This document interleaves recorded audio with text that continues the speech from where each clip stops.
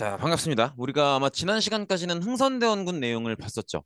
흥선대원군이 이제 기존의 조선 정치의 문제점들을 그 문제점이 폭발했던 게 임술농민 봉기, 전국적으로 폭발했던 게 임술농민 봉기였으니까 그 문제를 해결하기 위해서 이제 여러 가지 노력들을 하는 모습들, 정치적으로는 세도 정치를 끝장내기 위해서 비변사를 약화시키고 뭐 이제 의정부를 회복시키는 모습이라든지 아니면 뭐 경제면에서는 세금을 줄여주기 위해서 후포제, 사창제 이런 것들 했던 거, 뭐 세금은 아니지만 백성들을 힘들게 했었던 서원을 정리하는 모습이라든지 이런 거 봤었고요. 그다음에 백성들을 위한 거라고 보기는 어렵지만 왕권 강화를 위해서 자기 아들이 아직은 왕이니까 어쨌든 아직은 어리지만 그래서 왕권 강화를 위해서 뭐 이제 경복궁을 다시 세우는 모습들. 근데 이제 그거는 기억하시겠지만 그 비용 마련을 위해서 당백전을 발행했다가 이제 물가가 폭등하는 그런 어떤 부작용도 있었죠. 그다음에 이제 대외 정책, 자꾸 이제 이양선이 나타나고 이제 서양 세력이 접근하는 모습이 보이기 때문에 거기에 대해서는 흥선대원군의 선택은 클로즈였죠. 문을 닫는 거였죠. 그래서 이제 쇄국 정책, 문을 닫는 역할을 했었고 그러다 보니까 이제 들어오려고 하는 서양 세력과 충돌이 있었죠. 그래서 대표적으로 프랑스와는 병인양요, 미국과는 신미양요, 병인양요, 신미양요. 그 사건 둘 다 사실은 강화도에서 벌어졌다는 그런 특징이 또 있었고. 근데 어쨌든 이제 우리가 흥선대원군의 내용에서 마지막으로 봤던 키워드가 척화비였어요. 척화비. 척화비라는 내용은 뭐예요? 양이 침범, 비전직화, 주화매국. 그래서 서양 애들이 들어왔을 때 조금이라도 교류하려는 모습을 보이면 나라를 파는 걸로 간주하겠다, 매국노로 간주하겠다 이런 내용이잖아요. 그러니까 확실한 쇄국 정책에 대해 어떤 그러니까 쇄국 정책에 확신을 갖는 그런 내용이잖아요. 근데 지금 화면을 보시면 제목이 내정개혁과 문호개방 이렇게 돼 있단 말이에요. 그러니까 이 얘기는 되게 지금 거대한 정책적 변화가 온 거예요. 그죠? 그동안의 그동안의 흥선대원군은 철저하게 클로즈였어요. 문을 닫는 방향이었는데 지금 요 문호 개방은 요 말만 보면 문호 개방, 문을 연다는 거잖아요. 그러니까 오픈이죠. 요게 되게 갑자기 이렇게 급변한다는 게 좀 이해가 안 가지 않습니까? 전에 배웠던 학습 내용과 어떤 정책 방향이 180도 정반대로 뒤집어진다는 거잖아요. 그럼 여기서 우리가 뭘 안 배워도 그 정도 유추는 할 수 있어요. 이렇게까지 정책 방향이 정반대로 바뀌었다는 건 집권자한테 변화가 온 거죠. 집권자인 흥선대원군이 뭔가 생각이 갑자기 바뀌었을 수도 있고 어떤 계기가 있어서 그게 아니라면 그게 아니라면 때려친 거겠죠. 그죠?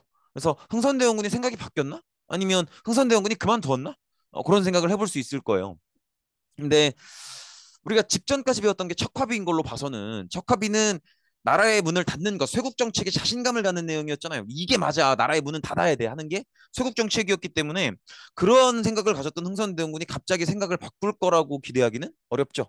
그러니까 아마도 흥선대원군이 관뒀나 보다. 그리고 흥선대원군을 포함해서 완전히 물러나고 완전히 다른 성격의 집권 세력이 생겼나 보다. 이렇게 생각해 볼 수 있겠죠. 천천히 보시도록 하죠.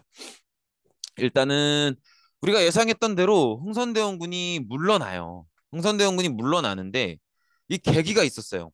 왜 계기가 있었냐면 그 관료 신하들 중에 이 이름을 외우실 필요는 없을 것 같기는 한데 최익현이라는 분이 계셨어요. 최익현이라는 분이 계셨는데 이분이 흥선대원군한테 상소를 올려요. 어마어마하게 카리스마 있는 상소예요. 테토남이에요. 완전히 테토남이에요. 뭐라고 하냐면 대원군께 고합니다. 이제 아드님인 고종께서도 충분히 나이가 되셨고, 그다음에 이제 대원군께서도 많이 연로하시니 이제는 물러나심이 오르실 줄로 아뢰옵니다. 이렇게 얘기를 한단 말이에요. 이거 두 글자로 요약하면 뭐예요? 나가란 얘기잖아요. 그죠? 나가란 얘기잖아. 그럼 흥선대원군이 이걸 읽고 기분이 좋겠어요? 기분이 좋을 리가 없죠. 그죠? 나가라는데. 그래서 흥선대원군이 뭐라고 하냐면 이놈 봐라. 나보고 나가라고? 새끼가. 알겠습니다. 나가죠. 그리고 그냥 조용히 나가요. 근데 이거를 흥선대원군이 왜 이런 선택을 했는지를 잘 이해를 하셔야 돼요. 왜냐면 잘 보세요. 흥선대원군이 물러나는 근본적인 원인은 뭐 고종이 나이가 돼서일 수도 있죠. 근데 그게 다가 아니라는 거예요. 잘 생각해 보면은 제가 예전에 그런 얘기 한 적이 있을 거예요. 정치라는 건요. 흥선대원군도 결국 정치를 하는 거잖아. 정치라는 건 결국 지지를 바탕으로 이루어지는 거예요. 지지를 바탕으로. 지지를 가지고 하는 거라고. 사람들이 나를 좋아해 주고 내가 이거저거 같이 합시다라고 했을 때 좋아요 좋아요 하는 사람들이 많이 있어야 내가 정치를 할 수 있는 거예요. 정치라고 하는 건 결국은 제안이거든. 이거 같이 합시다. 저거 같이 합시다. 이렇게 변해가 봅시다라고 하는 게 정치인데 사람들이 내가 말했을 때 많이 좋아요, 좋아요 해주고 좋아요 눌러주고 따봉 해줘야 내가 정치가 되는 거예요. 근데 흥선대원군이 이렇게 깔끔하게 물러났다는 건 사실은 뭘 얘기하는 거예요? 흥선대원군이 더 이상 지지를 받지 못하고 있다는 걸 얘기하는 거예요. 가만 생각해 보면은 조선을 어떤 사람들이 구성하고 있는가? 가만 생각해 보면 이런 사람들이 있죠. 예를 들면은 기존의 성리학자들, 그죠? 기존에 유학 공부하는 전통적인 성리학자들이 있고요. 그죠? 그다음에 이 성리학자들이랑 좀 결이 다른 사람들, 나라의 문을 열고 서양 세력의 이런저런 과학, 문물 이런 것들을 배워야 된다고 생각하는 사람들. 이런 사람들은 개화파라고 볼 수 있겠죠. 개화파들도 있고요. 그다음에 일반 농민들도 있죠. 일반 백성들, 일반 농민이나 백성들도 있어요. 이런 게 이제 조선을 구성하는 주된 사람들인데 이 사람들 중에 누가 흥선대원군을 좋아할까요? 누군가의 지지는 받아야 되잖아요. 모두의 지지를 받을 수는 없더라도 누군가 확실한 지지층이 있어야 된다고. 누가 좋아하겠어요? 성리학자 한번 볼까요? 좋아했었죠. 좋아했었어요. 왜냐면 흥선대원군은 쇄국 정책을 했으니까 좋아했다고. 근데 성리학자는 언제 흥선대원군한테 삔또가 상할까? 언제 빈정이 상할 것 같아요? 언제냐면 그렇죠. 서원을 정리할 때죠. 서원은 기본적으로 교육기관이고 제사기관이죠. 후배들에게 유학을 가르치고 존경받는 유학자들을 제사를 모시는 공간이란 말이에요. 근데 서원을 뭐 완전히 다 없앤 건 아니지만 굉장히 많은 서원들을 없앴어요. 이건 성리학자들 입장에서 자신들에 대한 공격이지. 그죠? 그러니까 이것 때문에 성리학자들도 더 이상 흥선대원군을 지지하지 않는 거예요. 그럼 개화파는 원래 싫어하죠. 나라의 문을 닫는 사람인데 흥선대원군은. 흥선대원군의 쇄국 정책은 개화파들이 볼 때는 나라의 문을 열어야 된다라고 서양의 문화를 받아들이고 배워야 된다라고 생각하는 사람들이 볼 때는 완전히 잘못된 정책이죠. 그러니까 지지하지 않죠. 농민이나 백성들은 어때요? 과연 지지할까요? 아니라는 거예요. 지지했었지. 언제 지지했었을까요? 언제 지지했겠어요? 세금 낮춰줄 때, 호포제하고 사창제하고 서원 정리해주고 이런 거 할 땐 좋아했어요. 근데 언제 빈정이 상하는 거겠어? 언제 흥선대원군을 싫어하는 거겠어요? 자신들이 힘들어질 때 언제겠어요? 경복궁 다시 세우고 그것 때문에 당백전 발행하면서 물가 폭등했을 때 그때 농민들에 대한 지지를 잃어버리는 거예요. 그런 성리학자는 서원 정리했다고 싫어해. 개화파는 쇄국 정책하니까 원래 싫어해. 농민이나 백성들은 경복궁 중건한다고 당백전 발행해서 물가 폭등했으니까 싫어해. 그러면 누가 흥선대원군을 좋아하냐고. 아무도 없다는 거야. 이걸 흥선대원군도 알아요. 지금 이 나라 조선에 나를 지지해주는 사람이 마땅히 없다라는 걸 알기 때문에 더 뭉개고 있어봐야 취해지는 거예요. 그래서 그냥 아 그래 이렇게 얘기해 줄 때 좋은 명분도 있잖아. 자기 아들이 원래 왕은 자기 아들인데 이제 원래는 자기 아들이 너무 어리기 때문에 자기가 대신했던 거니까 이제 뭐 그 정도 나이가 됐고 적당한 명분을 줄 때 물러나는 게 낫겠다라고 생각을 하는 거죠. 그래서 흥선대원군이 그냥 적당히 물러나는 게 아니고 지지하는 사람이 없다라는 걸 아는 상태에서 물러나는 거기 때문에 그렇기 때문에 흥선대원군이 물러났을 때 국가의 분위기가 완전히 바뀌는 거예요. 그래서 그러면 흥선대원군이 물러났어. 그럼 어떻게 되겠어요? 흥선대원군의 기본적인 정책 방향은 대외 정책 방향은 뭐예요? 얘의 대외 정책 방향은 문을 닫는 거죠. 문을 닫는 건데 얘가 물러났으니까 그냥 물러난 것도 아니고 지지가 없어서 물러난 거니까 얘가 물러난 다음엔 완전히 분위기가 바뀌겠죠. 뭘로 바뀌는 거예요? 오픈으로 바뀌는 거겠죠. 그죠? 그래서 흥선대원군이 물러난 다음에는 완전히 나라의 문을 여는 그래서 서양 세력과도 조금씩 교류를 시작하고 배울 것들은 배우고 받아들일 건 받아들이고 이런 방향으로 나아가게 됩니다. 그래서 특히나 가장 대표적인 게 뭐 박규수 이런 사람들이에요. 박규수는 정말 그쪽에 완전 꽂혀 있는 사람인 게 우리 그 신미 양요의 원인이 됐던 사건이 제너럴 셔머노 사건이었죠. 미국의 상선이었던 제너럴 셔머노라는 배가 평양의 대동강으로 거슬러 올라와서 뭐 이것저것 교류하자 막 이런 거 요구하다가 안 되니까 막 땡깡 부리고 그 사건. 그 사건 때 평양 주민들이 제너럴 셔머노를 불태우잖아요. 그 잔해를 모아서 수도로 보냈던 사람이에요. 그때 평안도 감사였었고 그 지역 지방관이었었고 왜 보내겠어요? 우리도 이런 거 한번 완전히 만들 수 없겠지만 이 부품 남아있는 잔해 부품 가지고라도 연구라도 해보자. 그러니까 그만큼 서양의 어떤 발달해 있는 과학기술 이런 걸 받아들여야 된다고 생각하는 사람인데 이 사람들은 주로 어떤 사람들이냐면 우리 지난 학기 때 배웠던 내용 중에 기억나실걸? 왜 실학 기억나시죠? 실학. 막 우리 조선 후기에 상업 발달하고 이러면서 더 이상 성리학이 기존의 그러니까 성리학이 지금 변해가는 막 상업이 발달하고 막 신분제가 흔들리고 이런 세상을 성리학이 설명하지 못한다. 그래서 이런 실제 지금의 세상을 설명할 수 있는 새로운 학문이 필요하다. 그래서 나타났던 게 실학이었죠. 근데 실학은 크게 둘로 나뉘었죠. 중농학파, 중상학파 이렇게 나뉘었죠. 그 중에 중상학파들 이름 들으시면 기억날걸? 박지원, 박재가, 그죠? 홍대용, 유수원 이런 사람들. 그런 사람들의 후배들, 그런 사람들한테 배웠던 사람들이 보통 이쪽 계열의 사람들이에요. 가장 대표적으로 박규수가 있고 뭐 유홍기나 오경석 이런 사람들이 있는데 근데 이것도 우연의 일치고 그냥 외울 게 아니라 당연한 거예요. 왜냐면 중상학파들은 상업을 중시하는 사람들이죠. 상업을 중시한다는 건 뭐예요? 상업이 뭐야? 물건을 사고 파는 거잖아요. 그죠? 물건을 사는 건 내가 돈 있으면 돈 주고 내가 마음에 드는 거 사면 되는데 사고 파는 거에 중요한 건 파는 거예요. 사는 건 돈 주고 사면 되니까. 그러면 파는 거를 잘 팔아야 될 거 아니야. 뭐 어떻게 해야 잘 팔 수 있는 거예요? 내가 파는 물건이 매력이 있어야지. 근데 내가 파는 물건이 매력이 있으려면 어때야 돼요? 잘 만들어야 돼요. 그러니까 기술력이 있어야 된다고. 기술력이 있으려면 배워야죠. 그죠? 그러니까 중상학파, 상업을 중시하는 사람들과 그 계열의 사람들이 더 좋은 기술력이 있어야 더 좋은 상품을 만들 수 있다. 더 좋은 기술력이 있으려면 배워야 된다 이거예요. 그러니까 서양과의 교류도 시작해야 된다라고 얘기하는 거야. 그래서 보통은 과거의 실학자들 중에서 중상학파 계열들, 그 계열들의 제자들이 지금 이렇게 개화파. 그래서 이 개자가 문을 열다라는 이 열 개자예요. 그래서 이 개화론자들이 개항의 필요성을 주장하는 그런 모습을 보이는 거죠. 근데 이제 흥선대원군도 문을 닫자고 하는 흥선대원군도 물러났어. 그다음에 이제 개화파들의 목소리가 막 커져요. 그럼 이제 문을 열어야겠죠. 문을 열겠다는 건 다른 나라와 교류를 할 거라는 거고 새 친구를 사귀겠다는 거잖아. 그러면 첫사랑 상대를 결정해야 될 거 아니에요. 누구랑 친하게 지내지? 이 많은 나라들 중에서. 근데 사실은 가만 생각해 보면은 서양에 있는 나라들, 미국, 영국, 프랑스, 독일 이런 나라들은 우리 입장에선 공통점이 있어요. 뭘까? 잘 몰라. 상대해 본 적이 없다고. 어떤 애들인지 잘 몰라. 사실은 좀 그렇단 말이야.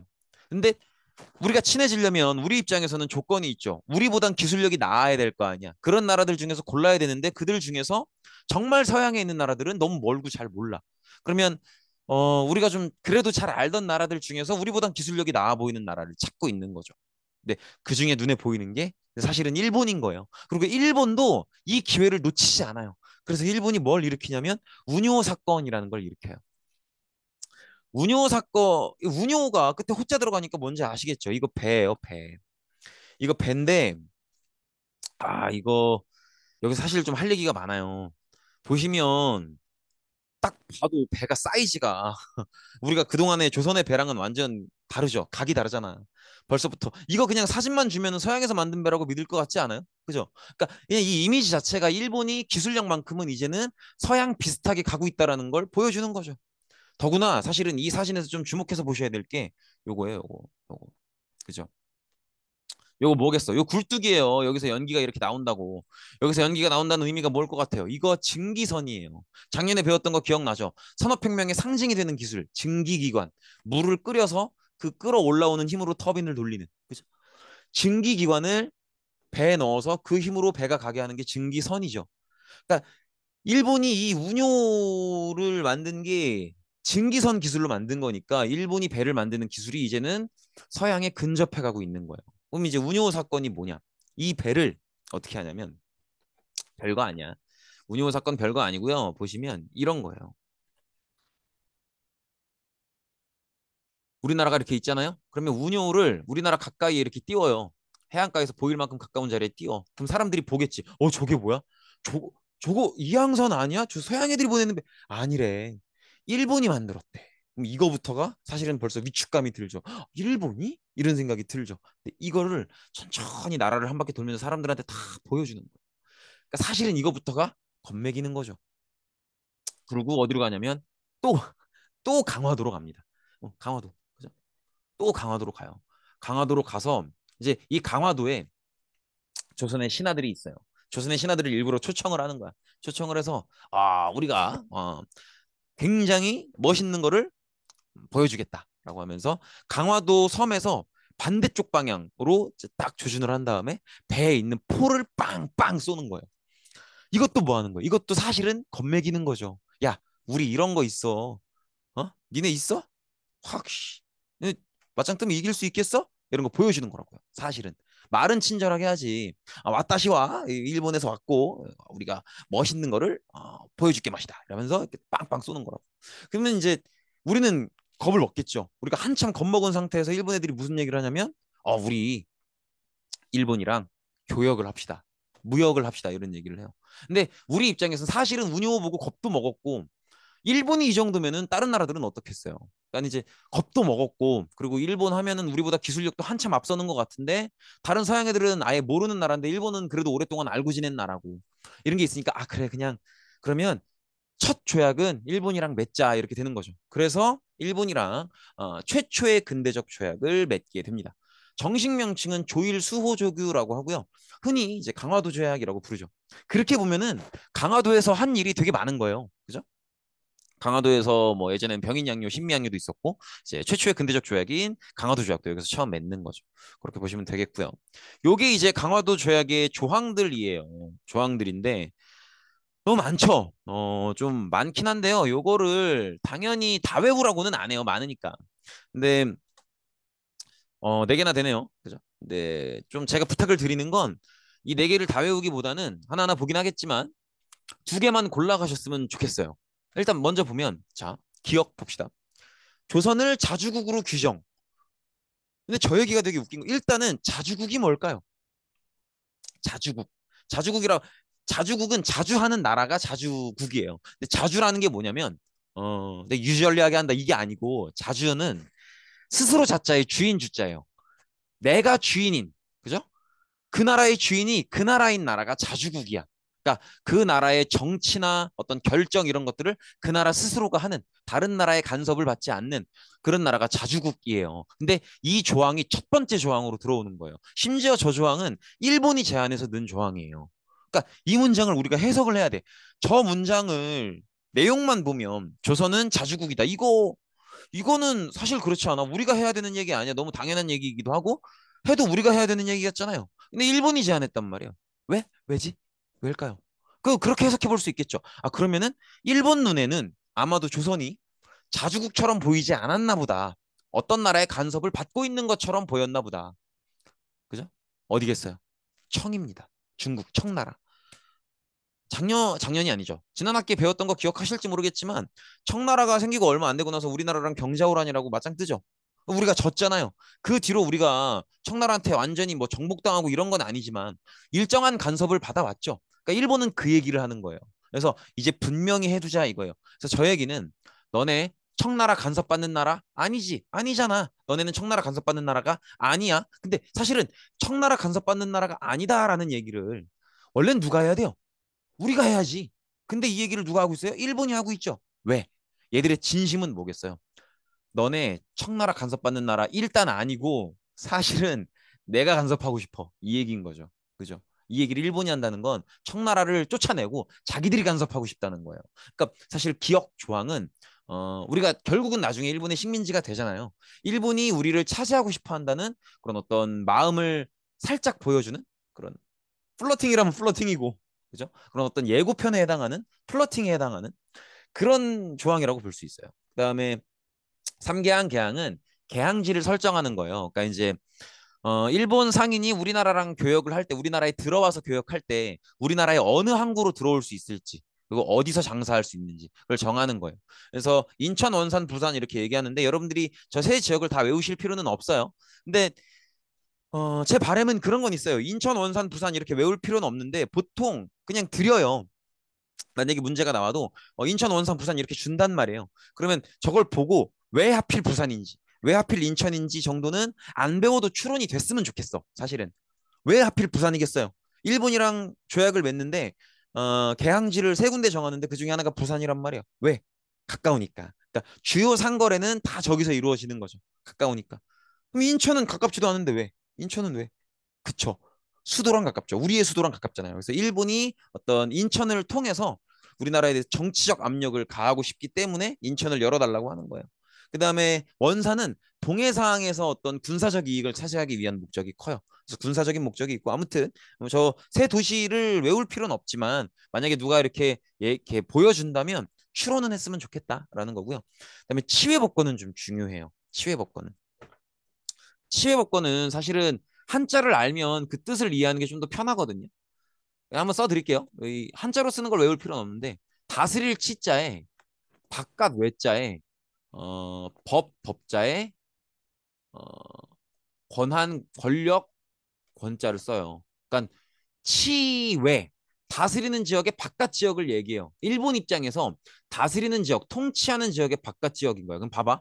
지금 조선이랑 일본이랑 조약을 맺죠. 그럼 일본 입장에서 이 조약 내용 중에서 치외에 해당하는 지역은 어디겠어요? 조선이지, 조선. 그러니까 여기서 말하는 치외 지역, 일본이 다스리는 지역의 바깥 지역은 조선인 거예요. 일본의 바깥 지역인 조선에서도 일본인들은 법적 권리가 있다라는 걸 얘기하는 거예요. 이게 무슨 의미냐면 자기네들의 법의 권리를 얘기하는 거예요. 그래서 예를 들어서 제가 나카무라예요. 제가 나카무라인데 제 직업이 상인이에요. 그래서 강원도 조약이 체결된 뒤에 일본인인데 내가 일본인인데 조선이랑 거래를 하고 싶어서 부산에 왔어. 부산에 와서 이렇게 확 장사를 하려고 하는데 저기 누가 쳐다봐. 근데 눈빛이 별로야. 하고 난다요 불렀어요. 난다 왜 난다고라이로 불렀단 말이야. 근데 걔가 이제 조선 사람이에요. 근데 막뭐 자기 어쩌고저쩌고 얘기를 해 못 알아듣겠어. 못 알아듣겠는데 하여튼 눈빛은 띠꺼워. 하고 난다고래요 이러고 한 대 쳤단 말이에요. 싸움이 번졌는데 내가 이겼어. 개패듯이 팼어요. 막 두드려 패고 막 턱주가리 부시고 하고 있는데 봤네. 어? 조선의 관원이 봤단 말이에요. 내가 걸렸어요. 그러면 이 문제, 이 사건에 대해서 난 나카무라죠. 근데 여기는 조선이죠. 부산이니까. 그리고 나한테 피해를 당한 피해자는 조선인이죠. 그래도 그래도 내가 일본인이기 때문에 나는 일본으로 가서 일본 재판관한테 재판을 받는다는 거예요. 그러면 그 일본인 재판관은 나한테 두드려 맞은 저 조선인이랑 나카무라인 나랑 누구한테 더 유리한 판결을 내리겠어요? 일본인 나카무라인 나한테 유리한 판결을 내리겠죠. 이게 치외법권이에요. 그리고 치외법권은 굉장히 이 조약이 굉장히 불평등한 조약이라는 걸 상징적으로 보여주는 거예요.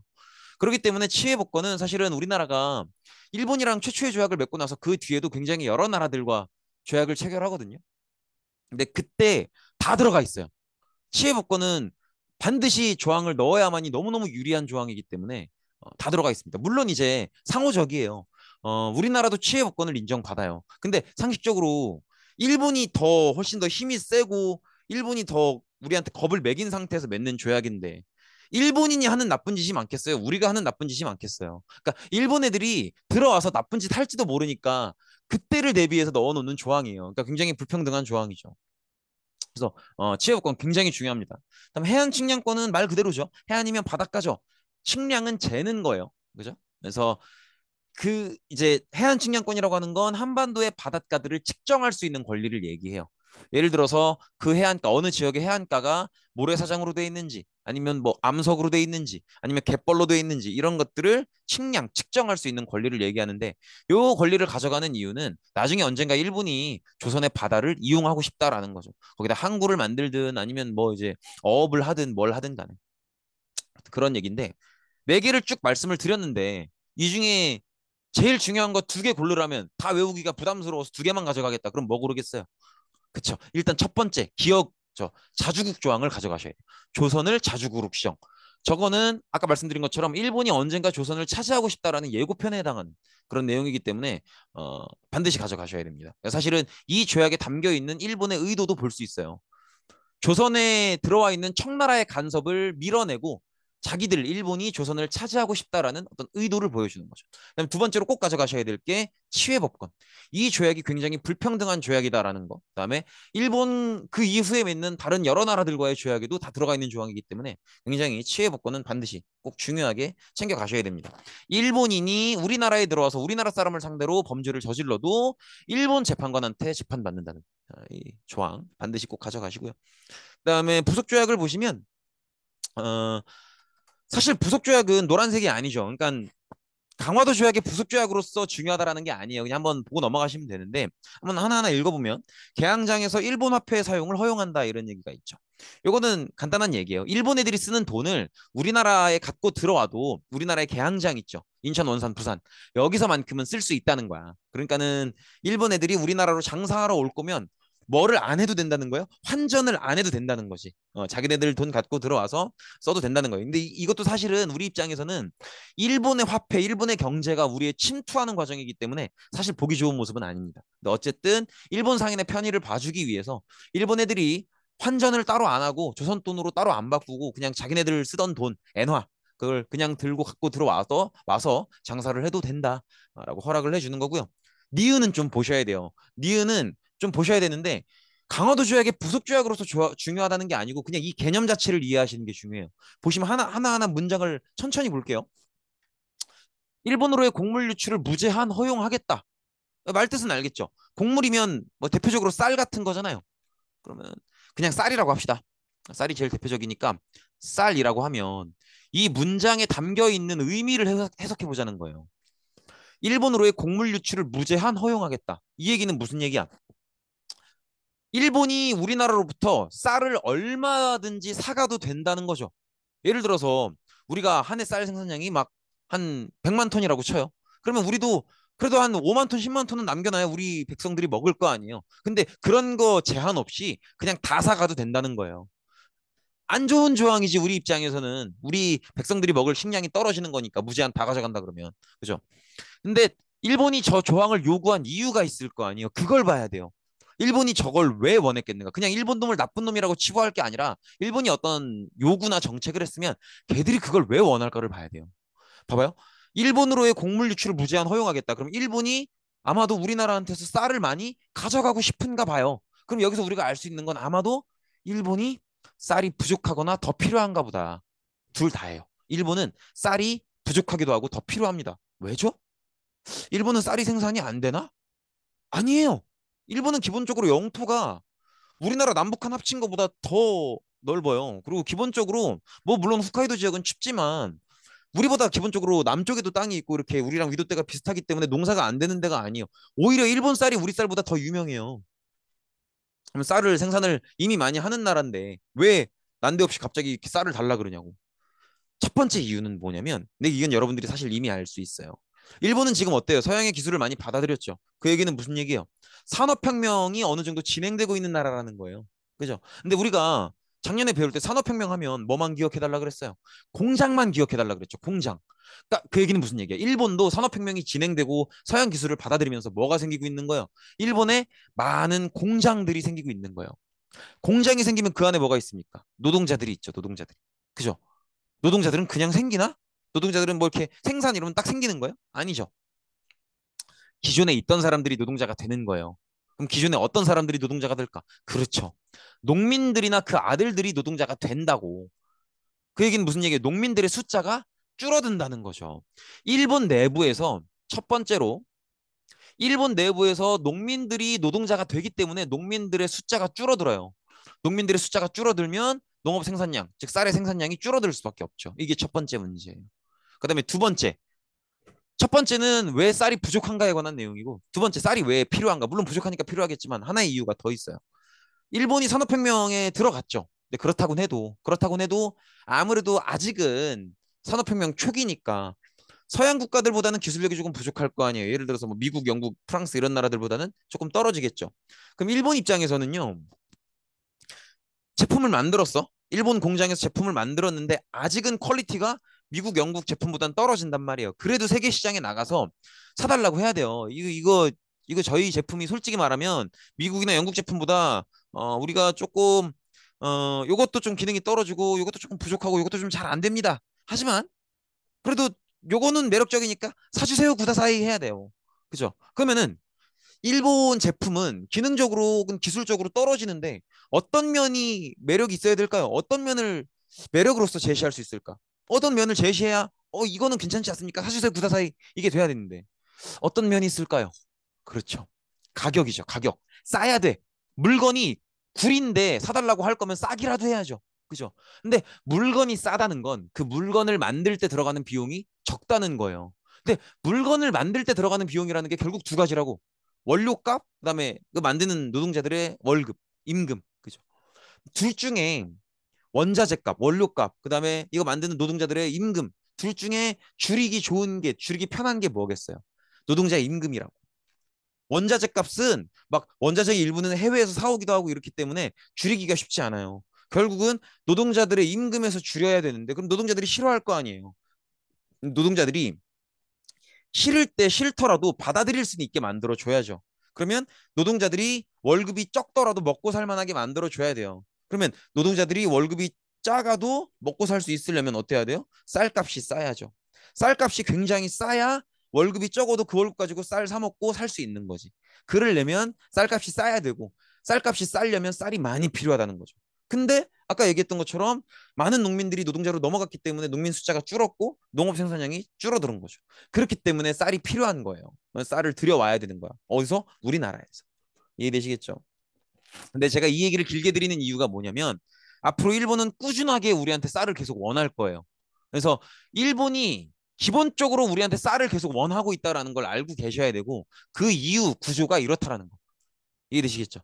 그래서 일본은 우리한테 계속적으로 쌀을 원할 것이다. 나중에 이제 일제 시대, 식민지 시대가 돼도 일본은 우리한테 계속 쌀을 원할 거고 우리한테 쌀을 뺏어갈 수 있는 방법을 막 시도하고 할 겁니다. 그래서 그 부분을 알아주시면 좋을 것 같아요.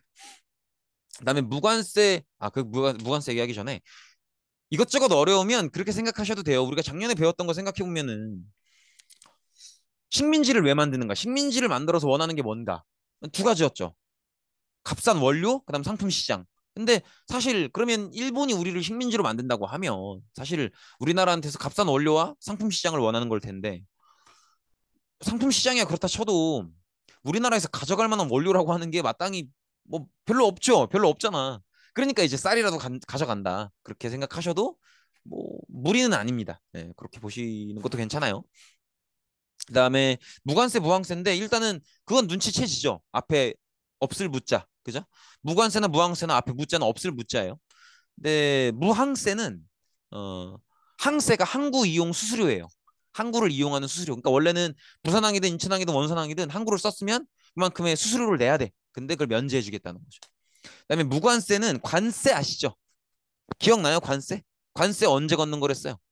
외국 제품이 국내 국경선을 넘어올 때 거기에 붙이는 세금이죠. 그래서 관문에 붙이는 세금이다 이렇게 기억하면 된다 그랬죠. 관세 왜 매깁니까? 관세. 관세는 우리나라 제품을 보호해주기 위해서 매기는 거예요. 그러니까 예를 들어서 이렇게 봅시다. 핸드폰 중에 갤럭시가 있고 아이폰이 있죠. 갤럭시는 어디서 만들어요? 삼성에서 만들죠. 그죠? 우리나라 기업이잖아요. 아이폰은 어디서 만들어요? 애플에서 만들죠. 미국 기업이잖아요. 그러면 우리나라 정부 입장에서는 삼성의 삼성의 갤럭시, 그죠? 삼성과 아이폰을 만드는 애플 이 두 기업 중에 어디를 지켜주고 싶겠어요? 우리나라 기업인 삼성을 지켜주고 싶을 거 아니에요. 근데 정부가 기업을 지켜주는 방법이라고 하는 게 결국은 좀 이 기업이 물건을 잘 팔 수 있는 환경을 만들어 주는 거죠.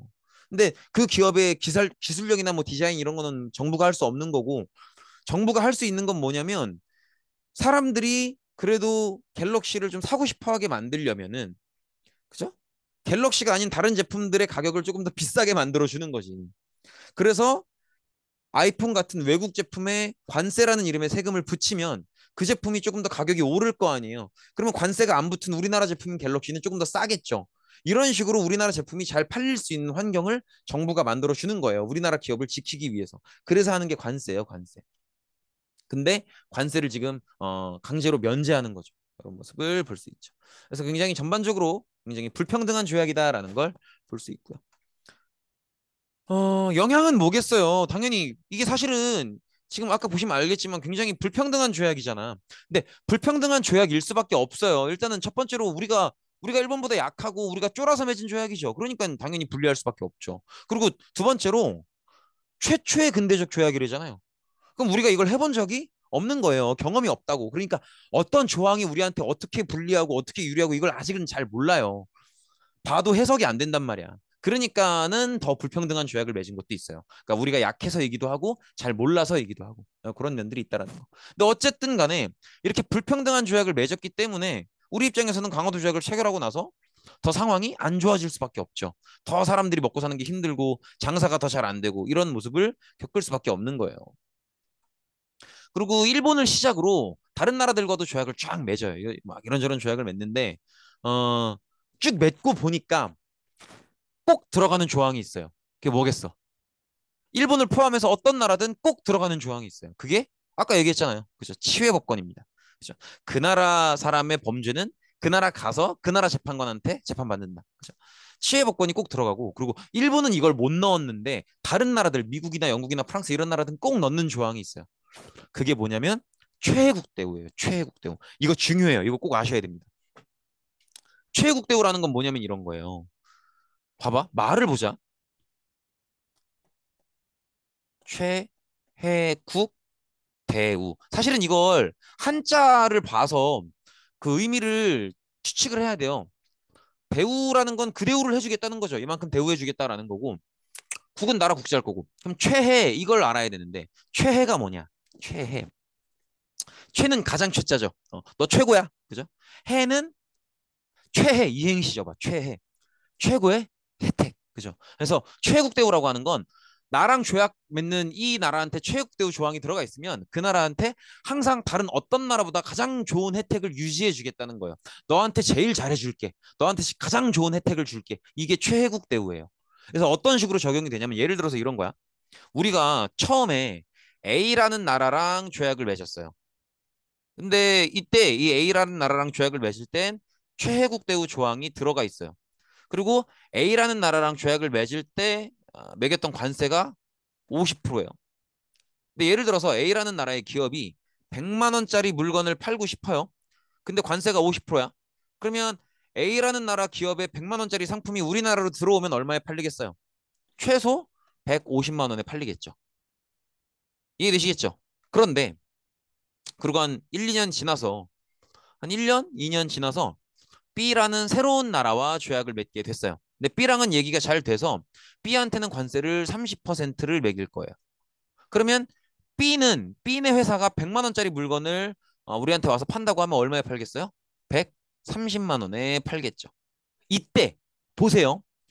B 나라의 기업은 A 나라의 기업보다 더 제품을 싸게 팔 수 있는 거죠. 그럼 더 잘 팔리겠죠. 그렇기 때문에 B 나라의 관세가 30%라는 건 A 나라에 비해서 더 좋은 혜택을 받고 있는 거예요. 더 적은 세금을 매기니까. 그죠? 근데 A 나라 뭐가 들어가 있어요? 최혜국 대우가 들어가 있죠. 그래서 A 나라의 관세는 B 나라가 30%로 체결되는 그 순간에 별다른 협의 없어도 자동으로 30%로 조정됩니다. 이해되시겠죠? 그래서 130만 원으로 바뀌는 거예요. 그런데 그러고 한 1, 2년 지나서 이번엔 C라는 나라와 또 조약을 맺었어요. 근데 C라는 나라랑은 관세를 얼마를 줬냐면 15%를 매겼어요. 그러면 이때 A 나라의 100만 원짜리 상품은 C 나라에 와서 얼마에 팔릴까요? 당연히 115만 원이죠. 왜냐면 지금 요 50%, 30%, 15% 중에서 가장 좋은 관세 혜택은 15%죠. 근데 A 나라는 최고대우 조항이 있기 때문에 이 15%를 자동 적용하는 거예요. 그래서 115만 원으로 바뀌는 겁니다. 이게 최국대우 조항이에요. 이해되시겠죠? 꼭 알고 근데 이 최국대우 조항을 일본 빼고 일본 뒤에 조선이랑 조약을 맺었던 거의 모든 나라가 최국대우 조항을 다 넣어요. 그러니까 일본 빼고 나머지 나라들은 두 개 조항이 다 들어가 있는 거지. 치외법권, 최국대우. 그러니까 일본이 볼 땐 이게 너무 부럽고 되게 중요한 조항으로 보이는 거예요. 그래서 일본이 관세를 조약을 개정합니다. 조약을 개정해서 우리한테 불리했었던 몇 가지를 양보해줘요. 관세도 원래 없었는데 매길 수 있게 해주고, 그다음에 곡물 유출도 무제한이었는데 곡물 유출에 제한을 걸 수 있게 해주고, 이렇게 몇 가지를 우리한테 양보해주는 대신에 다른 나라처럼 최국대우 조항을 가져가게 되죠. 이런 모습을 볼 수 있죠. 그래서 이제 일본까지도 강화도 조약 때는 아니었지만 조약을 개정하면서 일본마저도 최국대우 조항을 가져가는 그런 모습을 볼 수 있죠. 그래서 이렇게 쭉 여러 나라들이랑 조약을 맺었어요. 맺고 보니까 어떤 거예요? 다른 나라들이랑 조약을 맺는다는 건 무역을 하겠다는 거니까 장사를 한다는 거죠. 근데 제가 아까 얘기했었죠. 장사를 한다는, 그러니까 교역을 한다는 건 결국 사고 파는 건데 사는 건 돈 주고 사면 되는 거니까 중요한 게 아니고 결국 파는 게 중요하다고. 근데 파는 게 중요한데 그럼 뭘 팔아야 돼? 없어요. 팔 게 없어. 우리는 팔 게 없단 말이야. 기껏해야 농산물이에요. 근데 농산물은 열매를 맺어야 파는 거니까 오래 걸리잖아. 또 나가는 만큼 우리 식량 떨어지는 거고. 그죠? 근데 그거 아니면 팔 게 없다. 왜 팔 게 없는 거예요? 만들 줄 모르니까. 기술력이 부족하잖아요. 그래서 우리가 강화도 조약 이후로 여러 나라들이랑 조약을 맺으면서 더 어떤 변화와 개혁의 필요성을 절감하게 돼요. 아, 우리가 진짜 변해야 되는구나, 바뀌어야 되는구나, 배워야 되는구나, 이걸 뼈저리게 느끼게 됩니다. 그래서 당시에 이제 흥선대원군도 물러나 있고, 그죠? 그래서 당시에 고종과 고종 아내죠, 왕비, 민비를 중심으로 근대화 정책을 쭉 추진을 하게 돼요. 근데 그걸 총괄하는 기구를 만들어. 총통솔하는 이제 뭐랄까, 메인 센터죠, 메인 센터, 중앙 센터를 만드는데, 그게 통리기무아문이에요. 통자가 벌써 들어가 있죠. 그래서 우리가 앞으로 이제 근대화 정책을 추진하고 서양으로부터 많은 문물들을 배울 건데, 그런 모든 작업들을 총괄하는 기구가 통리기무아문이고요. 저 통리기무아문이 다 총괄하고 그 아래 굉장히 많은 개혁 기구들이 들어가 있어요. 신문 찍어내는 방문국이라든지, 아니면 화폐 찍어내는 전환국이라든지, 되게 많은 여러 가지 많은 개혁 기구들이 막 들어가 있는데, 한 되게 많아요. 되게 많은데 그 많은 기구들을 우리가 다 외울 수는 없고, 그 중에 가장 중요한 거 하나만 보자는 거죠. 그게 이제 별기군입니다. 별기군, 신식 군대예요. 뉴 트렌드, 뉴 스타일 아미. 그죠? 그래서 기존의 조선식의 군대가 아니고 완전 새로운 더 최신식 무기, 그죠? 최신식 훈련법, 최신식 작전, 이런 것들. 근데 이제 우리가 그걸 잘 모르고, 정말 제대로 배우면 서양에서 배우면 좋겠지만 또 너무 멀고, 그죠? 잘 모르고 이러니까는 일단은 원래 오랫동안 알고 지냈던, 그리고 우리보다는 먼저 문을 열었던 일본한테 배우려고 하는 거예요. 그래서 일본인 교관도 초빙해 오고 이렇게 되는 거죠. 그래서 이렇게 막 그동안의 조선 군대와는 다른 최신식 무기, 최신식 훈련법, 이런 것들을 적용한 신식 부대를 만들게 됩니다. 별기군이라고요. 근데 그렇다고 해서 기존 부대를 해체했다는 게 아니에요. 기존 오리지널 군대는 있고 이제 그냥 존재하고, 그다음 별기군이라는 새로운 부대를 무기형, 장어형 이렇게 두 개 부대로 구성해서 실험적으로 한번 만들어서 운영을 해보는 거죠. 이런 모습도 보이고요. 요 이제 별기군이에요. 이런 모습들. 늠름하죠? 캡틴 조선입니다. 그다음에 이제 정말 제대로 배우기 위해서 막 사절단도 파견해요. 1차 수신사, 2차 수신사, 조사 시찰단, 이런 사절단을 일본으로도 파견하고요.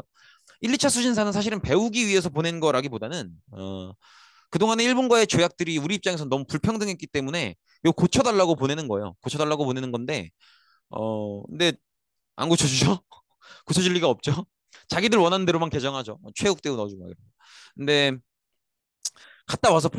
가서 보니까 일본이 정말 우리랑 너무 다른 거예요. 막 일본은 이미 서양식 건물이 올라가고 있고 막 이런 거야. 그래서 우리가 좀 진짜 배워야 되는구나라는 걸 뼈저리게 느끼게 되죠.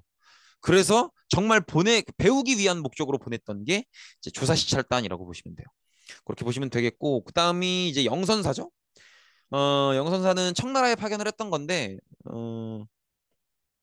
청나라에 파견했던 영선사는 사실은 어, 무기를 배우기 위해서, 무기를 만드는 기술을 배우기 위해서 보냈던 거예요. 근데 그러니까 의미 있게 뭘 배워서 돌아오지는 못했다고 해요. 물론 이제 나름대로 청나라 가서 무기 만드는 기술을 배웠다고 생각을 해서 그걸 적용해 보기 위해서 돌아와서 기기차양이라고 해서 이제 막 무기 만드는 공장도 한번 만들어 보고 하는데, 근데 제대로 못 배워왔다고 합니다. 일단은 어, 영선사가 청나라 가서 막 배우고 있는데, 우리나라에서 좀 이따 배우겠지만 이모군란이라는 난리가 터져요. 그래서 급하게 귀국하느라 그런 것도 있는데, 근본적으로는 사실은 우리가 좀 준비가 안 돼 있는 거예요. 그러니까 이제 강한 무기를 만든다라고 하는 거는 결국 수학, 물리학이 돼 있어야 되거든요.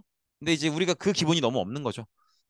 우리가 어떤 수학이나 물리학의 어떤 기본 기초과학이 너무 안 돼 있다 보니까 뭘 가르쳐줘도 쉽게 이해가 안 되는 거죠. 그래서 그런 어려움도 있었다고 해요.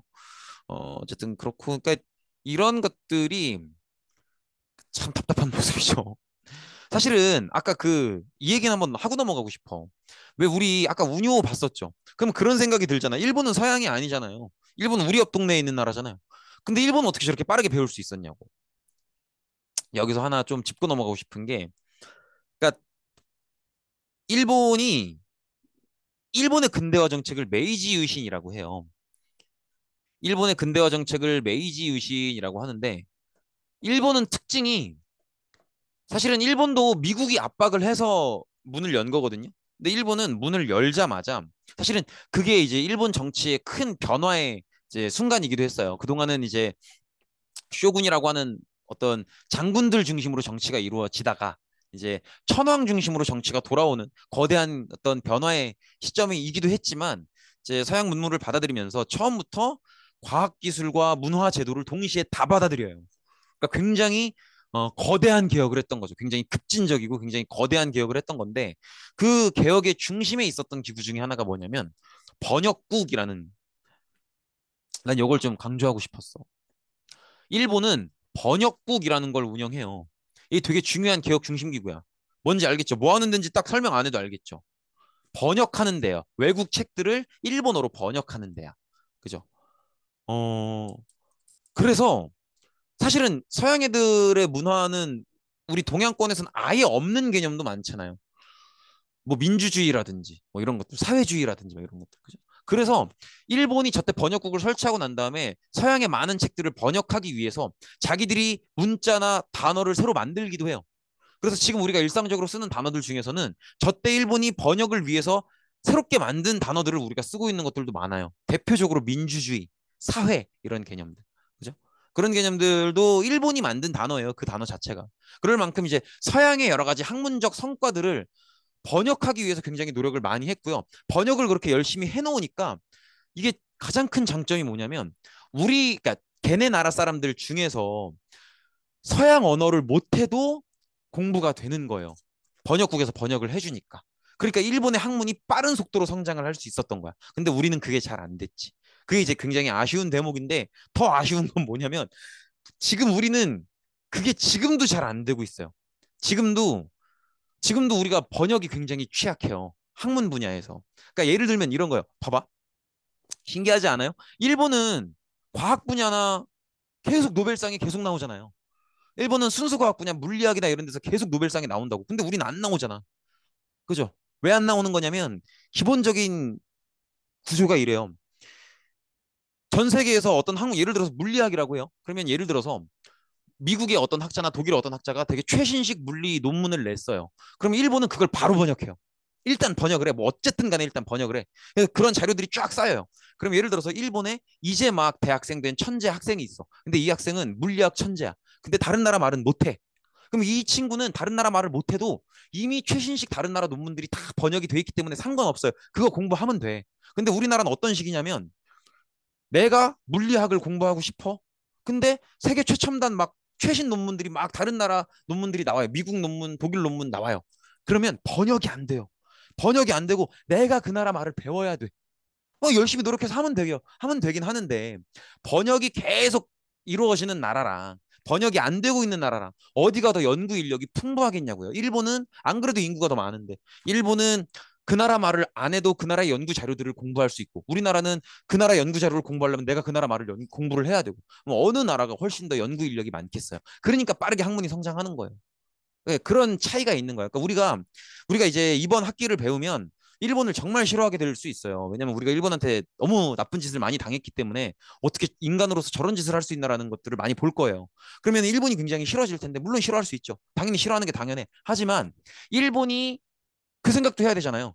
우리가 일본한테 당한 게 많다는 건 일본이 우리한테 그런 짓거리를 했다는 건데 그만큼 걔들이 셌다는 거잖아. 어떻게 강해질 수 있었는가?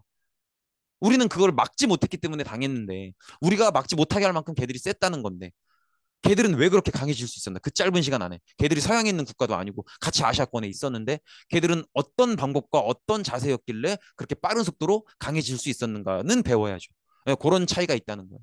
그래서 그런 것들도 한 번쯤은 생각해 볼 만하죠. 어쨌든 가까이에 있는 나라들 일본 청에 한번 보내보고요. 그 다음에 이제 미국으로 한번 보내봅니다. 미국으로 이제 보빙사라는 사절단을 보내게 돼요.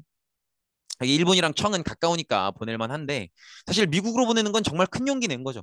그래서 한 번에 다이렉트로 가지도 못하고요. 사실 이제 일본을 거쳐서 이렇게 들어가게 돼요. 그래서 이제 왜냐면 이때 이제 미국이랑도 조미수호 통상조약이라고 조약을 맺게 돼요. 그래서 이제 인사차 어, 가게 됩니다. 그래서 미국에 파견한 사절단을 보빙사라고 해요. 이분들이 보빙사예요. 이분들이 보빙사하고 이렇게 이제 서로 간에 이제 문서도 주고받고요. 우리가 이제 미국이 초청해 주셔서 이렇게 고마운 마음에 달려왔습니다. 저희를 반갑게 맞이해 주시죠. 그래서 이제 미국도 웰컴 조선 피플 이렇게 하면서 이제 문서도 주고받고 이렇게 가게 돼요. 이렇게 인사도 드리고. 근데 이것도 되게 사실은 좀 생각을 해볼 만한 대목이에요. 왜냐면 절하고 있죠.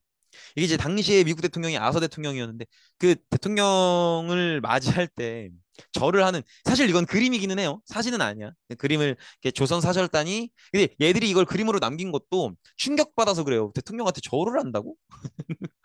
상상이 되세요? 봐봐. 예를 들어서 우리 학교에 대통령이 왔어. 그러면 우리가 물론 반갑게 인사하고 뭐 식사도 대접하고 할 수 있겠지만은 절을 하겠어요? 그건 아니잖아. 상상을 해봐. 여러분들이 수업하는데 대통령이 오셨단 말이야. 그러면 대통령이 보는 앞에서 수업을 하면서 막 발표도 하고 막 자기소개도 하고 할 수 있겠지만 여러분들 보고 대통령한테 인사가 아니고 절을 해라. 뭐 하겠어요? 미친 짓거리지. 인사를 하는 거겠지, 인사를. 근데 얘들은 절을 하잖아요. 상대 대통령한테. 이게 왜 이러는 걸까? 왜냐하면 조선의 보빙사 사절단은 미국의 대통령을 뭘로 보는 거예요? 미국의 왕으로 보는 거예요. 그러니까 이거는 우리가 생각하는 왕과 대통령의 개념을 구분을 못하고 있는 거죠. 킹과 프레지던트의 차이를 구분을 못하는 거예요. 킹, 왕은 정말 나라의 주인이고 프레지던트, 대통령은 뭐예요? 그 나라의 주인은 그 나라 국민들이고 국민들이 대표로 그냥 일정 기간 동안 뽑아놓은 사람일 뿐인 거잖아요. 윗사람이 아니라고. 대통령은 국민의 윗사람이 아니에요. 대표일 뿐이지. 근데 왕은 백성들의 윗사람이죠. 근데 그 차이를 구분하지 못하기 때문에 그냥 다 똑같이 왕으로 생각하고 저렇게 절을 하는 거예요. 민주주의에 대한 관념이 아예 안 들어와 있으니까. 그런 것들도 서로가 되게 컬처 쇼크죠. 문화 충격이겠죠. 그런 모습도 볼 수 있고요. 그리고 이제 보빙사 이 사절단이 미국 가서 받았을 충격을 한 번쯤은 생각해 볼 만한 게, 보세요. 여기 이제 보빙사 그 사절단이 어린 시절부터 쭉 살아온 조선일 거 아니야. 보세요. 최첨단 초가집이에요. 그죠? 여기 보시면은 막, 이렇게 처마가 있고요. 그죠? 이렇게 막 개울가 흐르고, 그죠? 수레도 있고요. 그죠? 최첨단 초가집이란 말이에요. 그리고 가장 번화가 막 가장, 그런데 가장 시내 나가봐도 요 정도입니다. 여기 숭례문 앞이에요. 이제 숭례문 이렇게 있고, 요게 그나마 번화가요. 이런 데서 20년, 30년 살다가, 그죠? 미국에 처음 가봤단 말이에요. 그래서 미국에 가서 이 사람들이 본 충격이 뭐냐면 이거예요. 충격받을 만 하죠. 이 정도면 이게 다 뭐야? 이런 생각이 들만 하죠. 당연히. 그죠? 보세요. 막 벌써부터 철도가 다니잖아요. 그죠? 이거 보세요. 이 높은 건물들 봐. 그죠? 그리고 간판 보세요. 이게 말이 되냐고. 이런 간판이 어디 있어요. 그죠? 사실 요 사진은 그렇지 않아? 이게 이 기차야 조금 올드 스타일이지만 요렇게만 잘라서 지금 사진 찍어서 흑백으로 감성 있게 처리한 거다라고 해도 믿을 법 하잖아요. 그만큼 미국은 막 어마어마하게 높은 마천루라고 하죠. 어마어마하게 높은 건물들이 올라가 있고 막 기차가 다니고 전차가 다니고 막 한단 말이에요. 막 자동차가 다니고 막 한단 말이에요. 그죠? 그리고 이게 보빙사가 묵었던 호텔이에요. 몇 층인지 모르겠는데 꽤 높은 층에서 묵었다고. 그러면 높은 층까지 어떻게 올라가요? 그죠? 엘베 타고 올라갈 거 아니야. 엘리베이터 탄다고. 그죠? 이거 지금이야 엘베가 일상이 됐지만 충격 아닙니까? 우리는 엘리베이터라고 부르지만 이 사람들은 뭐라고 생각했어요? 나를 작은 철로 만든 상자로 소개하더니 문이 닫히더니 잠시 찰나가 지났을 뿐인데 세상 사람들이 내 발 아래에 있더라. 내가 하늘을 날고 있더라. 그럼 나는 하늘을 난 것인가? 이것은 무엇인가? 이럴 거 아니에요. 그러니까 왜 제가 이걸 길게 말씀을 드리냐면 보빙사로 갔다 온 사람들은 뭐라고 생각하겠어요? 봐봐, 우리가 계속 지금 그 얘기를 했잖아요. 지금 조선의 정치인들은 오픈 아니면 클로스다. 그죠? 그래서 나라의 문을 여는 것이 옳은 것인가, 닫는 것이 옳은 것인가, 이 서로의 생각이 다르고 나라의 문을 여는 게 옳다고 생각하는 사람들도 있고 나라의 문을 닫는 게 좋다고 생각하는 사람들도 있고 나라의 문을 닫는 게 옳다고 생각하는 사람들의 대표가 흥선대원군이겠죠.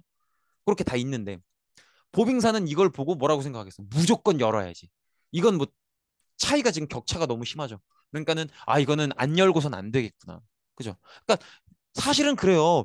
우리가 저기 뭐야 김정호가 대동여지도 만들 때 영국이 지하철 팠다 그러잖아요. 그러니까 그 격차가 너무 심하다는 걸 눈으로 봐버리니까 그죠?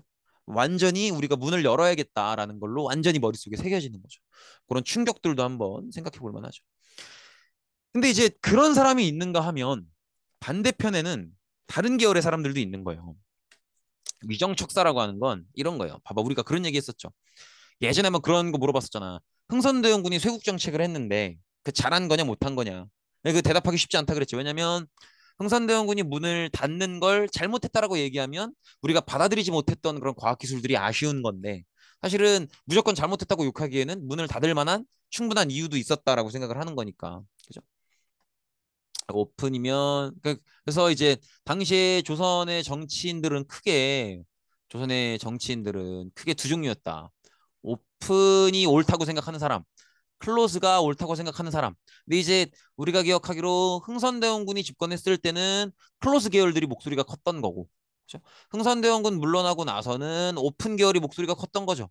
그래서 뭐 여기가 목소리가 컸기 때문에 뭐 강화도 조약도 맺고 통리기만도 설치하고 별기군도 설치하고 그랬던 거잖아요. 그죠?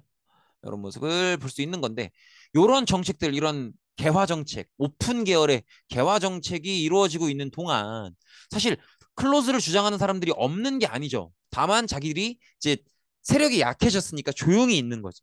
근데 마음에는 안 들었을 거 아니에요. 이런 개화 정책들이 마음에는 안 들었을 거 아니야. 그죠? 근데 이 사람들이 발끈하게 되는 사건이 있어요. 그게 뭐냐면, 그러니까 지금 이 사람들 있죠. 클로즈를 주장하는 사람들, 개화 정책이 마음에 안 드는 이 사람들이 위정척사예요. 위정척사. 위정척사라고 하는 건 뭐냐면 이게 지킬 위자예요. 바를 정자고 정체성이라고 생각하시면 돼요.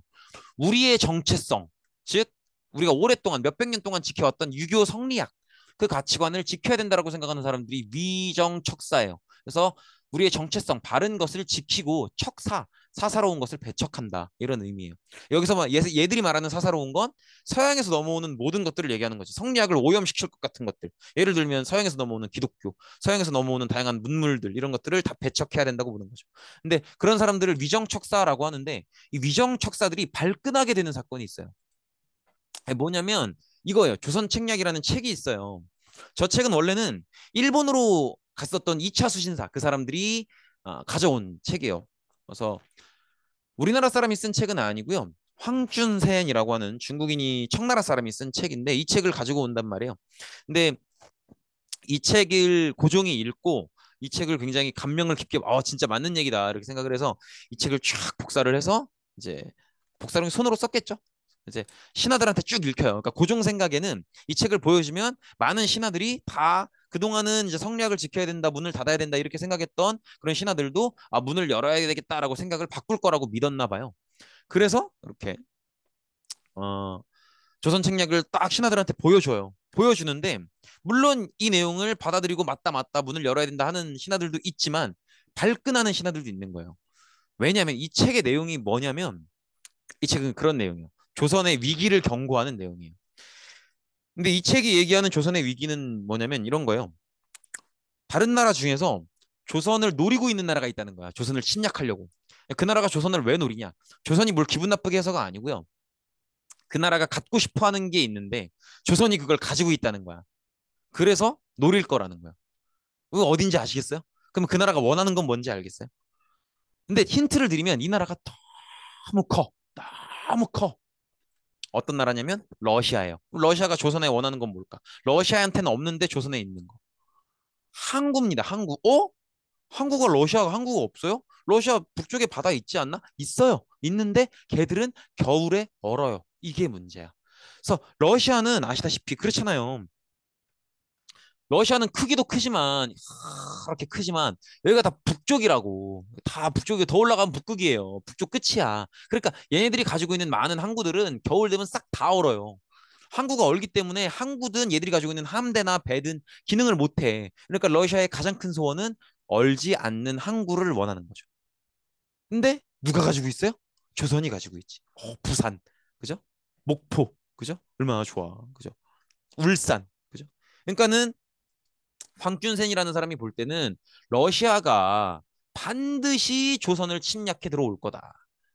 근데 러시아는 너무 크고 그에 비해서 조선은 요만하기 때문에 조선이 단독으로 러시아를 감당할 수는 없다. 그럼 어쩌라는 거냐? 그래서 조선 책략을 쓴 거예요. 조선이 어떻게 해야 되냐면 러시아를 상대하기 위해서 혼자는 안 되니까 다른 친구를 사귀어야 된다는 거죠. 그러니까 가까이 있는 나라들과 힘을 합쳐서 대응을 해야 된다는 거예요. 그래서 제시한 나라가 어디겠어요? 가까이 있는 나라들이지. 어디겠어요? 일단은 바로 옆에 있는 청 그리고 일본을 제시해요. 근데 여기까지는 다 괜찮았어. 위정 척사들도 그래 뭐 지금 러시아가 부동항을 원하고 조선을 침략할 것 같다. 합리적인 얘기잖아요. 그래서 맞는 얘기 같은데 그럼 청나라랑 친하게 지내서 대응해야 된다. 맞는 얘기 같아. 이거 인정해요. 일본이랑 친하게 지내서 이걸 대응한다. 조금 찝찝하긴 한데 인정. 근데 위정척사가 빡쳤던 내용은 뭐냐면 조선 책략의 내용 중에서 러시아를 막기 위해서 청나라랑 친하게 지내고 일본이랑 친하게 지내는 것만으로는 부족하고 하나 더 미국과 친하게 지내야 된다. 미국과 동맹이 필요하다 이런 얘기를 한단 말이에요. 근데 이게 마음에 안 드는 거예요. 왜냐면 청나라, 일본 마음에 안 드는 구석도 있지만 어쨌든 오랫동안 알던 나라고 얘들도 유교 문화권이잖아요. 근데 미국은 뭐예요? 미국 뭔데요? 미국이 뭐야? 모르는 나라라고. 잘 모르는 나라예요. 잘 모르는 나라기도 하고 그리고 들어보니까 걔들 기독교 믿는데 기독교 뭐예요? 무슨 우상 숭배를 금지한다 이러면서 제사도 못 지내게 하고 제사 못 지내면 뭐예요 그게? 나를 키워주신 아버지한테 인사도 못 드리는 건 싸가지 없는 새끼들인 거잖아. 위정책사가 볼 땐 그렇잖아요. 그렇죠? 그러니까 위정책사 입장에서는 미국이랑 동맹을 맺는다 말도 안 되는 소리. 잘 알지도 못하고 그죠? 무슨 제사도 안 지내는 그런 걸 종교랍시고 믿고 있고 이런 애들이랑 어떻게 동맹을 맺냐는 거죠. 그래서 위정책사가 발끈해요. 그래서 막 그건 절대 안 된다 막 상소문도 올리고 하는데 이제 중요한 건 뭐냐면 이런 사람들이 있었다라는 게 중요해요. 왜냐면 위정척사 이 계열의 사람들한테서 배운 그 계열의 제자들이 나중에 봐봐요. 위정척사는 그것만큼은 진심이잖아. 나라를 지키고자 하는 마음만큼은 진심인 거잖아요. 그래서 이 사람들한테 배운 사람들이 나중에 우리가 정말 일본의 식민지로 넘어갈 위기가 되고 식민지로 넘어갔을 때 그때 일본에 저항하는 항일 의병운동의 중심이 됩니다. 그래서 위정척사가 중요한 거예요. 그래서 외세가 우리한테 다가오는 게 침략적인 의미가 있다라는 걸 알아봤고 그다음에 그걸 또 자주적으로 대응을 했기 때문에 그리고 나중에 이제 의병의 뿌리가 됐기 때문에 좀 중요한 면이 있지만 그래도 어쨌든 우리가 국제 정세를 따라가지 못하는 그리고 우리가 새로운 걸 받아들이지 못하고 전통만 지키게 되는 그런 한계점은 있죠. 그래서 그런 면들이 있다라는 거 보시면 되겠고 그다음에 조금 아마 힘드실 텐데 제 생각에는 여기서나 아니면 위정척사 시작되는 부분에서 영상 한번 끊어 가셨으면 좋겠기는 해요. 아무튼 그렇고 그다음 이제 이모군란이에요. 이모군란인데 여기서 한번 끊어 가셨으면 좋겠어요. 한번 쉬었다 오시고 아무튼 저것도 이모군란이라는 말만 듣고 안 배워도 추측할 수 있는 건 몇 가지 있어요. 안 배워도 그냥 이모군란? 왜냐면 일단 우리가 알기로는 저 이름 짓는 방식이 이모는 뭐예요? 이모 앞에 두 글자. 이모는 이모년이죠. 연도잖아, 연도. 1882년이 아마 이모년이었나 봐요. 굴란? 굴란이 뭐죠? 끝에 난자가 붙었으니까 뭔가 난리가 벌어졌나 봅니다. 뭔가 반란 같은 건가 봐요. 막 다 마음에 안 드니까 다 때려 부시고 막 불태우고 막 다 부셔버리고 막 죽여버리고 막 그런 게 난이잖아요. 난, 반란. 그죠? 근데 군란이래. 그러면 난을 일으키고 막 다 때려 부시고 한 사람들이 아마도 군인인가 봅니다. 그죠? 그런 것 같아요. 그러면 군인들이 이모년에 난을 일으켰나 보다. 그럼 뭔가 불만이 있으니까 난을 일으켰을 텐데 불만이 뭐지? 불만을 이해하면 저 사건을 이해할 수 있겠죠. 그러면 이 불만이 뭔지를 알아보려면 최근에 우리가 배운 내용 중에서 군대 파트에서 뭐가 있었나를 한번 돌아봐야 돼요. 우리가 배운 내용 중에 군대 파트에서 뭐가 있었죠? 그렇지. 맞네. 별기군. 그죠? 뉴 스타일 아미. 그죠? 가만 생각해 보면은 신식 군대잖아요. 근데 신식 군대를 만들었다고 구식 군대를 없애는 게 아니죠. 근데 생각해 보세요. 조선이 지금 돈이 많아요? 돈 없단 말이에요. 돈 없어요. 예산이 부족하다고. 근데 그 부족한 예산을 가지고 구식군인 운영하는 것도 힘든데, 그죠? 별기군을 조직을 했단 말이야. 그러면 상식적으로 돈이 어디에 많이 들어가겠어요? 당연히 별기군에 많이 들어가죠. 당연히. 그죠? 그래서 별기군은 새로 만든 부대고 막 야심차게 만든 최신식 부대이기 때문에 막 예산을 부족한 예산이지만 막 잔뜩 지원을 해주는 거예요. 그래서 막 장비도 제일 좋은 거 주고 막 옷도 제일 좋은 거 주고 막 급식도 막 맛있는 거 주고 막 월급도 막 따박따박 주고 그러면 걔들한테 돈을 쓰느라 누구한테 쓸 돈이 없는 거야. 원래 있었던 짬밥 되는 구식군인들한테 쓸 돈이 없는 거지. 이 짬밥 되는 구식군인들은 장비가 후진 거지. 할 걸 안 하는 게 아니잖아요. 훈련 받을 거 다 받는다고. 근데 장비도 개 후지고 막 급식 막 거지같이 막 주먹밥 나오고 있고 막 이래요. 근데 다 좋아. 이해 오케이 오케이 그럴 수 있지. 그럴 수 있어. 근데 어서 빡치냐면 봐봐. 군인도 직업이 군인인 거죠. 어쨌든 직장인이죠. 그러면 빡 포인트가 어딜 것 같아요? 제일 극 빡 포인트 월급이죠. 장비가 구려? 오케이. 뭐 급식이 맛이 없어? 오케이 괜찮아 이해할 수 있어. 월급이 안 나와 이렇게 되는 거예요. 근데 월급을 몇 달을 밀려요.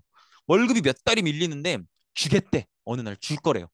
그래서 그래요? 근데 월급을 줄 건데 쌀로 줄 거래요. 그래서 창고 앞으로 오래. 가만히 들고 그래. 너무 감사합니다. 갔어요. 갔는데 뭐, 이거 네 거다. 고생했다. 가서 가족들이랑 맛있게 먹어라. 감사합니다. 그리고 딱 왔어. 아, 아빠 왔다. 아빠가 힘들게 훈련 받아가지고 쌀 가지고 왔다. 자, 다 같이 먹자. 그리고 쫙 끓렀는데 막 아내 자식들 막 눈이 반짝반짝해서 보고 있는데 딱 끓으니까 뭐예요? 모래 자갈 이래. 그러면 가족들 보는 앞에서도 개망신이고 이거 지금 내가 몇 달을 월급 안 나온 걸 참았는데 나한테 사기치는 거죠. 그럼 그건 뭐예요? 개새끼들이지. 그죠? 여기서 완전 터지는 거예요. 그래서 99인들이 이 꼬라지를 보고 다 뒤집어 엎는 게 이모군란이에요. 이게 이모군란이야. 그러니까 짧게 정리하면 99인에 대한 차별 때문에 벌어지는 건데 이 사건에서 특이한 모습이 두 가지 보입니다. 첫 번째로는 99인들이 난리를 일으켜요. 막 다 뒤집어엎고 해. 하는데 그 옆에 누구도 있냐면 하층민들도 같이 있어요.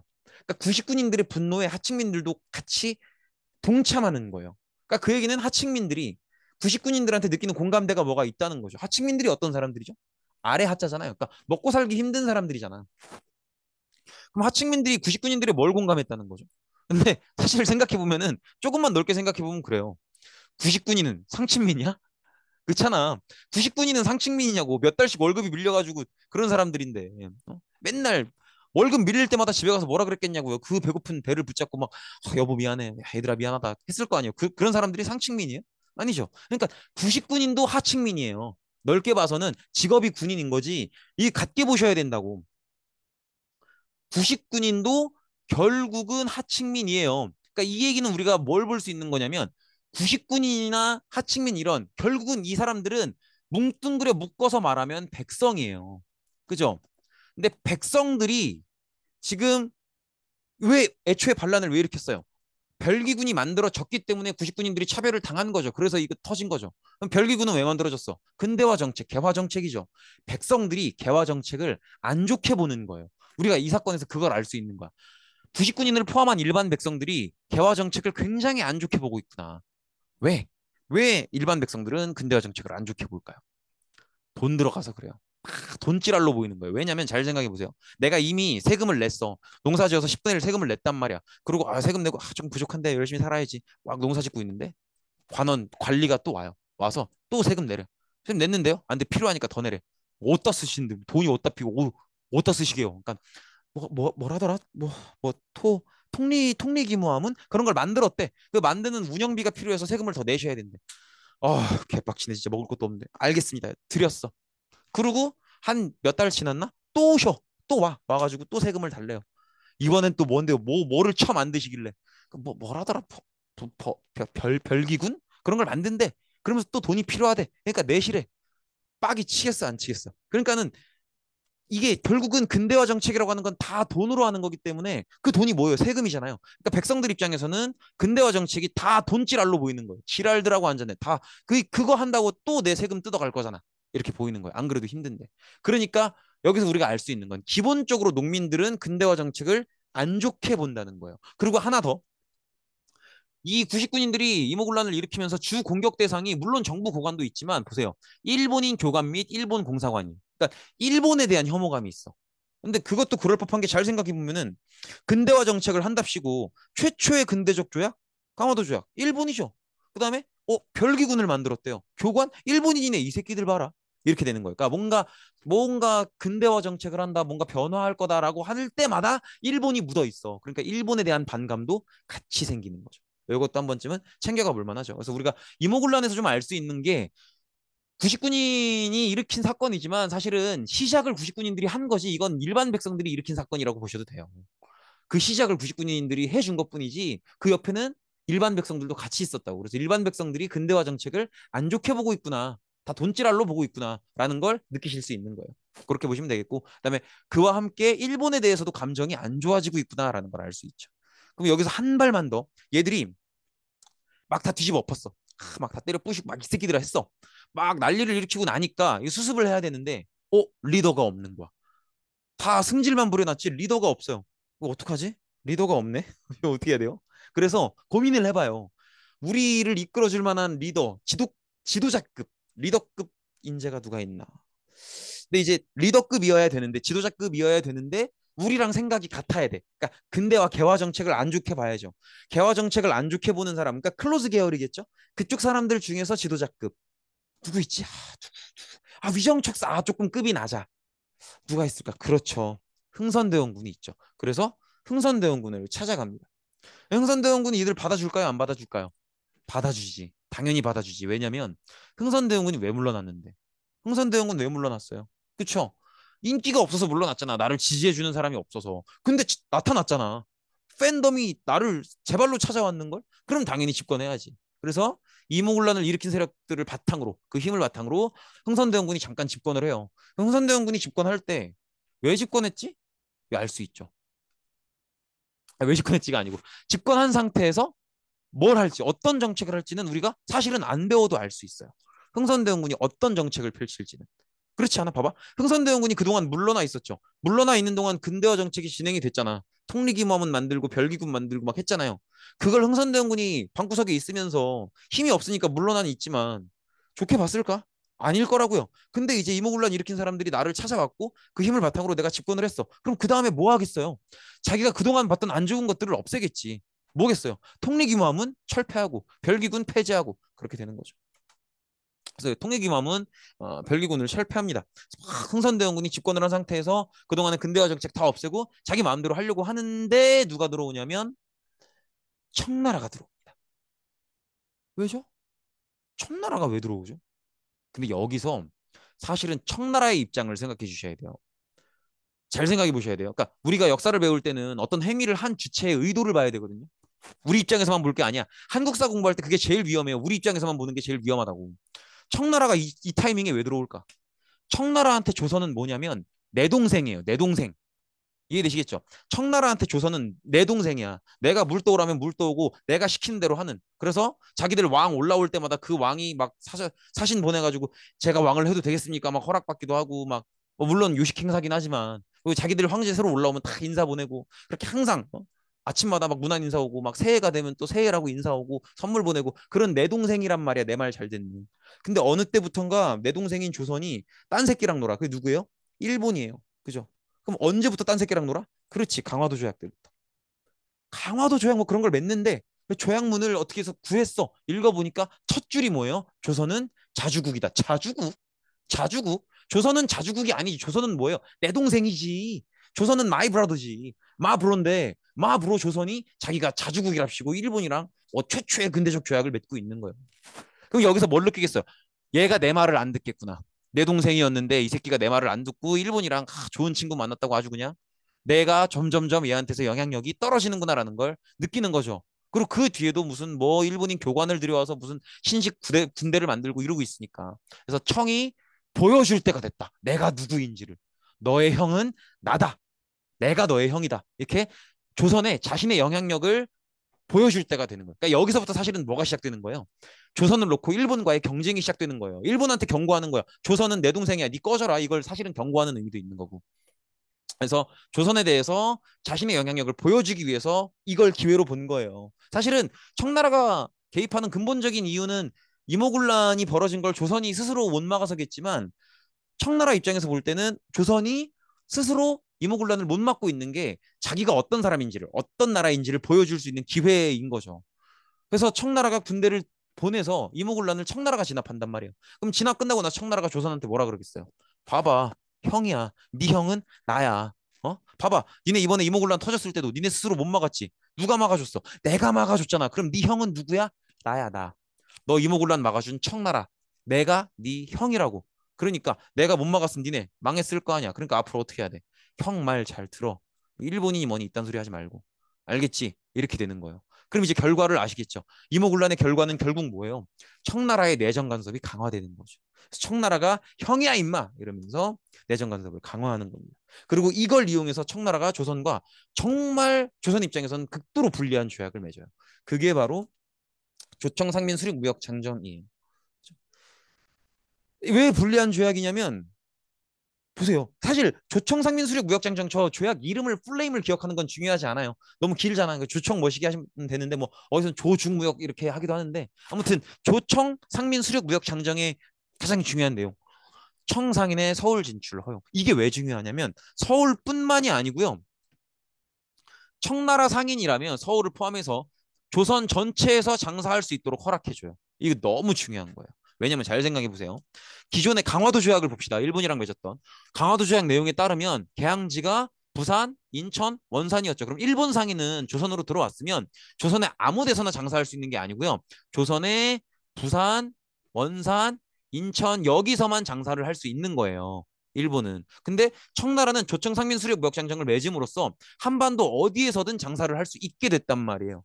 그러면 청나라는 인천, 원산, 부산에서만 장사할 수 있는 일본보다 더 좋은 혜택을 가져간 거죠. 여기까지 들으셨으면 여러분들은 다섯 글자를 떠올리셔야 돼요. 뭐? 최혜국대우. 그죠? 그러면 최혜국대우 조항이 있는 나라들은 가장 좋은 혜택을 항상 받아야 되잖아요. 근데 지금 청나라가 조선 어디서든 장사할 수 있다라는 혜택을 가져갔다고. 그럼 그 혜택을 다른 나라들도 가져가야죠. 그죠? 그럼 어떤 나라들이 최국대우 조항을 가지고 있어요? 다 가지고 있지, 거의 다. 심지어 일본도 강화도 때는 없었지만 조약 개정해서 가져갔죠. 그러니까 이제는 조선 팔도에 온갖 나라의 상인들이 다 들어와서 장사를 하는 거예요. 이게 어떤 현상을 불러오냐면 보세요. 예를 들어서 요 조청상민 수령 무역장정 맺기 전에는 개항지가 아니면 예를 들어서 저는 부천 살거든요. 부천은 개항지가 아니잖아요. 인천, 원산, 부산이 아니니까. 제가 부천에 장사를 해요. 저는 옷 장사를 해요. 제가 태진 패션이라는 장사를 해요. 태진 패션. 장사가 너무 잘 돼. 스타일리시하거든. 그래서 막 월에 1억을 팔아요. 막 장사가 너무 잘 돼. 근데 사실은 내가 멋있어서 장사가 잘 되는 게 아니죠. 나밖에 없잖아. 내가 독점 장사잖아. 그러니까 내가 장사가 잘 되는 거라고. 나한테서만 옷을 사야 되니까. 그런데 조청상민수륙무역장정에서 요 조항이 들어가고 요 조항을 최혜국대우 조항을 적용받아서 온갖 나라들이 다 이게 가능해졌잖아요. 그럼 어떻게 되는 거예요? 원래는 태진 패션 하나였는데 그 옆에 뭐 무슨 샤넬, 구찌, 프라다, 막 나이키, 아디다스 막 다 들어와 있단 말이야. 그러면 내가 장사가 예전만큼 되겠어요? 그 들어오기 전에 월에 1억을 찍었다고. 근데 지금 월에 1억 유지할 수 있겠어요? 절대 안 되는 거죠. 나 혼자 할 때 월에 1억이지. 나 독점이니까. 근데 그 옆에 샤넬, 구찌, 프라다, 막 나이키, 아디다스, 뭐 무슨 뭐 아크테릭스 다 들어와 봐요. 그러면 뭐 망하는 거지. 그죠? 그러니까 이게 얼마나 조선 상인들한테 결정적인 타격을 줬을지를 알아야 된다고. 이해되시겠죠? 이제는 온갖 나라의 상인들이 다 여기저기 들어와서 장사를 하게 생겼으니까. 그 다음에 조선의 타격이 이게 끝이 아니에요. 조선이 또 사과해야 될 나라가 하나 더 있어요. 보세요. 어딘지 봐봐.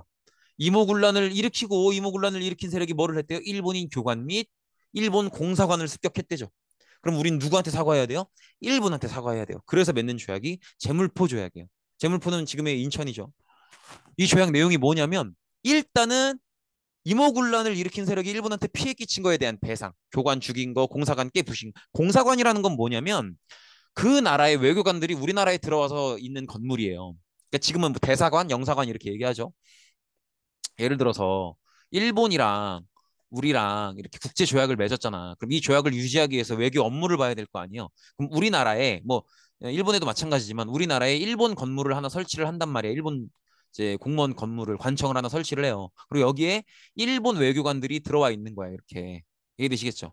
이게 이제 공사관이에요. 공사관. 공사관인데 보통 서울에 있어요. 그래서 지금도 우리나라 서울에 가보시면은 뭐 주한 프랑스 대사관, 주한 영국 대사관, 뭐 주한 일본 대사관 다 있어요. 있는데 아무튼 간에 이 공사관은 일본 공사관은 우리나라 서울에 있죠. 그럼 이거 누가 지켜줘야 될까? 우리나라에 있으니까 우리나라가 지켜줘야 돼요. 그런데 이모군란 터졌죠. 그때 이거 다 뿌개졌죠. 그럼 지켰어 못 지켰어? 못 지켰잖아. 그래서 일본이 뭐라고 요구를 하냐면 어 이것 때문에 우리가 조약을 깰 수는 없지만 앞으로도 그럼 공사관이 있어야 되는데 비슷한 사건이 터졌을 때 너네 조선이 우리 공사관을 지켜줄 거라는 믿음이 깨졌다. 못 믿겠다. 비슷한 거 터지면 니네 우리 지킬 수 있겠냐? 아닌 것 같다. 그래서 우리 공사관은 우리가 지키겠다. 그래서 어떻게 하는 거야? 자기네 군대를 보내겠다고 해요. 그게 제물포 조약입니다. 그게. 그래서 일본군이 주둔하는 거예요. 근데 이거 굉장히 민감한 거예요. 왜냐하면 다른 나라 군대잖아요. 그죠? 다른 나라 군대가 우리 수도 한복판에 들어와 있는 거예요. 이게 한국인이면 좀 둔감할 수 있어. 왜냐면 주한미군이 있으니까 다른 나라 군대 들어와 있을 수 있는 거 아닌가? 아니에요. 아니야. 미국은 우리 동맹국이고 미국은 다른 나라에도 많이 그렇게 하니까 그게 조금 이렇게 위야무야 되는 거지. 사실은 생각을 해보세요. 만약에라도 일본이 정말 진심으로 조선을 군사적으로 침략하려는 의지가 있어. 그럼 그때 가장 위협적인 군대가 어디겠어요? 당연히 저희 공사관 지키겠다고 들어와 있는 일본군이죠. 이미 들어와 있는 걸. 그죠? 그러니까 저거는 굉장히 예민한 내용이고 굉장히 중요한 내용이에요. 제물포 조약 일본군 주둔 저건 반드시 기억을 하셔야 됩니다. 그래서 둘 다 굉장히 중요해요. 이모군란의 결과로 이제 청나라랑 무역 조약을 맺으면서 청나라 상인이 우리나라의 전국 각지로 들어오기 시작하면서 최혜국대 조항 때문에 다른 나라 상인들도 우리나라의 어느 곳에서나 자유롭게 장사할 수 있게 됐다. 그 하나. 그다음에 두 번째로 일본이랑 제물포 조약을 체결하면서 일본의 군대가 공사관을 지키겠다는 명분으로 들어와 있게 되었다. 이렇게 보시면 되겠죠. 네, 여기까지 보고 이번 시간은 마치겠습니다. 고생 많으셨습니다.